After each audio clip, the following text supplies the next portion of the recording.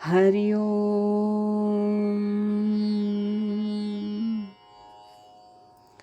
सार्थक वाटे झाली या वेचाचे, जीवनगाथा एका तपस्विनीची. या शीर्षकांतर्गत पूजनीय स्वामी भक्त डॉक्टर सुषमाताई वाटवे यांच्या संकलित आत्मवृत्ताचं वाचन आपण ऐकत आहोत. आज ऐकूया यातील प्रकरण 5, सद्गुरू कृपेचा परिसस्पर्श, याचा भाग 47. स्वामीजींनी दिलेली सर्व कामं मी सेवा म्हणून करत असताना मला नेहमी शंका यायची की माझं काम स्वामीजींना खरंच पसंत पडतं का? प्रत्येकाचं कौतुक करायचं, त्याला उत्तेजन द्यायचं म्हणून स्वामीजी काही वेळा बोलत असतात. ते आपण कितपत खरं समजायचं? आपल्याला एवढी वर्ष स्वामीजींचं मार्गदर्शन, सान्निध्य मिळालं, त्याचा आपण खरंच उपयोग करून घेतला का? आपली पारमार्थिक साधनेत किती प्रगती झाली? आपण आत्मदर्शनाचं ध्येय गाठू शकणार का? कधी आणि कसं? अशा शंका कुशंकांनी मन व्याकुळ व्हायचं. माझी अस्वस्थ परिस्थिती पाहून एक दिवस स्वामीजी मला म्हणाले, बसा, मी काय सांगतो ते लक्ष देऊन ऐका आणि ते टेप करून घ्या, म्हणजे तुम्हाला पुन्हा पुन्हा ऐकता येईल. तुम्ही एवढ्या अंगानं, एवढ्या पद्धतीनं सद्गुरूंची सेवा केलेली आहे तशी आणखी कोणी करत नाही.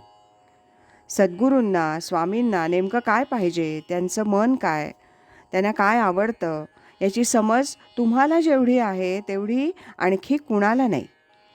आता स्वामींचा स्वभाव असा आहे की जो जिथं आहे तिथून त्याला पुढं न्यायचं, त्याला काम करायला उत्तेजन द्यायचं. मी परवाच सांगितलं की स्वतःचे हजारो रुपये खर्चून सुषमाताईंनी स्वामींचा प्रत्येक शब्द टिपला. हे अतिशय मोठं काम त्यांनी केलं आहे, हे कोणीही करणार नाही. पैशाची अनुकूलता असो नसो.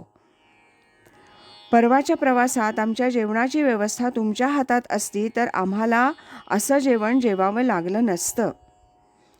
अशा वेळेला मी गप्प राहतो, कारण त्यावर कोणाची टीका नको. मला सर्व गोष्टींची पूर्ण जाणीव आहे. तुम्हाला जे वाटतं की परमार्थात आपली प्रगती होते की नाही, ही अत्यंत विपरीत गोष्ट मनातून काढून टाका. तुम्ही एवढी वर्ष इथं आहात, हीच तुमची प्रगती आहे. ही सेवा सोपी नाही. ही गुरुनिष्ठेखेरीज, प्रेमाखेरीज होऊ शकत नाही. वरवर काही करणं निराळं आणि ही सेवा निराळी. हे अतिशय अवघड काम तुम्ही करत आहात. याची फळं संतोष, प्रेम, आनंद, समाधान या तऱ्हेनं मिळतीलच मिळतील. आता रक्तातून जे संस्कार आलेले असतात त्यामुळे ते फळ जेवढ्या लवकर तुम्हाला पाहिजे तेवढ्या लवकर ते मिळत नाही. पण त्यासाठी धडपड करण्याची आवश्यकता नाही, ते आपोआप होईल. अगदी सुखाची पावलं टाकीत तुम्ही तिथं पोहोचाल. स्वामींची सेवा करणं सोपं नाही. त्यांना एखादी वस्तू आणून देणं, खाद्यपदार्थ करून पाठवणं हे ठीक आहे. ज्याच्या त्याच्या इच्छेप्रमाणे ते करतात. पण स्वामींची सेवा ही वेगळीच आहे. ती अभिन्न होऊनच करायला लागते. तशी तुम्ही मनानं, बुद्धीनं स्वामींशी अभिन्न झालेले आहात. आज 15 वर्ष मी पाहतोय तुमची दिवसेंदिवस प्रगतीच होतीये. सारं जग एका बाजूला झालं तरी एकटेच स्वामी मला पुरेत असं मानणाऱ्या तुम्ही आहात. हे माझं बोलणं टेप करायला सांगितलं आहे. ते पुन्हा केव्हाही ऐका. कधी मन जेव्हा व्यग्र होईल तेव्हा ऐका. जे सत्य आहे तेच सांगतोय, उगीच काही सांगत नाही. तुमच्या हातून पुष्कळ गोष्टी पुढे होतील. स्वामींना नेमकं काय पाहिजे, त्यांचं नेमकं मत काय होतं, ते तुमच्या इतकं अधिकारवाणीनं दुसरं कोणी सांगू शकणार नाही. माझी मतं पुस्तकात आहेत, पण लोकांना त्याचं ग्रहण म्हणजे अंडरस्टँडिंग नाही, आणि लोक त्याची कदर करतात असंही नाही. सध्या तुमची जी साधना, काम चालू आहे त्याखेरीज बाकी कोणत्याही गोष्टीची आवश्यकता तुम्हाला नाही. आपल्याला शेवटी आत्मदर्शन पाहिजे ना. आत्मदर्शनाचे अनेक मार्ग आहेत. तुमचा मार्ग अगदी उत्तम आहे. त्याला ध्याननामाची, पूजेची जोड पाहिजे. ते सर्व स्वामी तुमच्याकडून प्रत्यक्ष करूनच घेत आहेत. तेव्हा माझं कधी आणि काय व्हायचं याची काळजी करत बसू नका. जेवढं स्वामी सांगतील तेवढं करायचं. त्याच्यातच तुमचं अंतिम कल्याण आहे हे लक्षात ठेवा. तुम्ही पूर्ण आनंदरूप होऊन राहाल. कदाचित स्वामींच्या पश्चात हे होईल. तुम्ही स्वयंसिद्ध आहात आणि पुढे परमार्थात सगळ्या बाजूनं आपल्या पायावर उभ्या राहू शकाल. हे सर्व बोलणं पुन्हा ऐका. हे काय सोपं काम आहे? दररोज 5-6 तास तुमचं लेखन चालू आहे. कोण करणार आहे हे?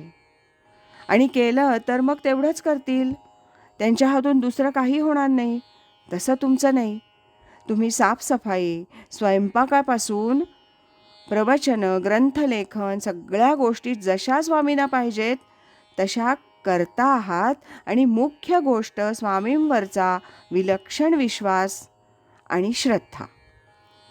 आता जे लेखन तुम्ही करता आहात ते स्वामींच्या विचारांचं पूर्ण ग्रहण झाल्याशिवाय कोणीही लिहू शकणार नाही. स्वामींनी मजकूर सांगितल्यावर लिहून घेणारी मंडळी आहेत, परंतु स्वामी ज्या तऱ्हेनं वागतात, बोलतात ते नेमकं ग्रहण करून त्याचं सार काढून लिहिणं हे अतिशय अवघड काम आहे. ते नेमकेपणानं करण्याचं काम तुम्ही करता आहात. म्हणूनच तर ग्रंथलेखनाचं काम मी तुमच्यावर सोपवतोय.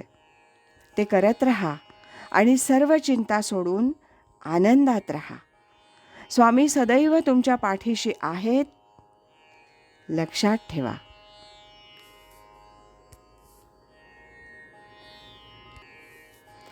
आज इथेच थांबूया. यानंतरचा 48वा भाग आपण उद्या ऐकूया. अखंड करी सोहम ध्यान, कृतार्थ जीवन होय त्याचे. हरि ओम तत्सत.